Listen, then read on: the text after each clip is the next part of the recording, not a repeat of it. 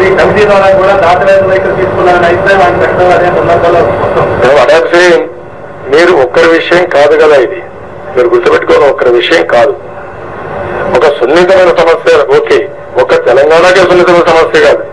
ఇంకో పక్క రాజశేఖర్ రెచ్చగొడుతూ ఆంధ్ర రాయలసీమలో నేను ఛాంపియన్ గా తయారవుతున్నాను, సమైక్య ఆంధ్రప్రదేశ్ ఒకప్పుడు అదే చెప్పారు. అతను ఊసరవెల్లి రాజకీయాలు చేశారు.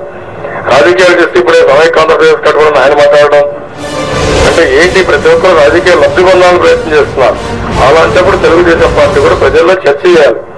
లేకపోతే తెలుగుదేశం పార్టీకి నష్టం వస్తుంది. ఆర్థిక నష్టం వచ్చి మనం దెబ్బతైనా కంటే దీన్ని చర్చించాలి, తరువుగా డిబేట్ చేయాలని చెప్పారు. అందుకే డిబేట్ నేనే ఇనిషియేట్ చేశాను.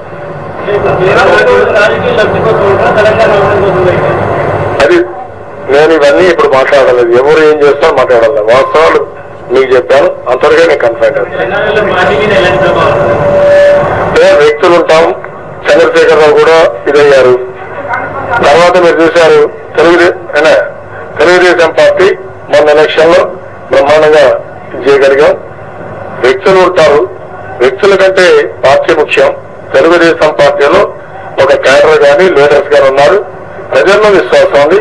ఆ విశ్వాసంతో పార్టీ ముందుకు పోవాల్సిన అవసరం ఉంది. ఇప్పుడు రాజీనామా వాలంటీర్ చేసిన ఏం చేయలేం కదా. మీరు వాడు రాజీనామా చేసి మాట్లాడమంటాం అంటే మా వాడు కూడా రాజీనామా చేసి ఏం మాట్లాడతాం? రాజీనామా చేసిన తర్వాత మీరు ఏదన్నా పార్టీలో మాట్లాడుకోవాలనే కానీ మీరు రాజీనామా చేసిన తర్వాత ఏం మాట్లాడగలుగుతారు చెప్పండి?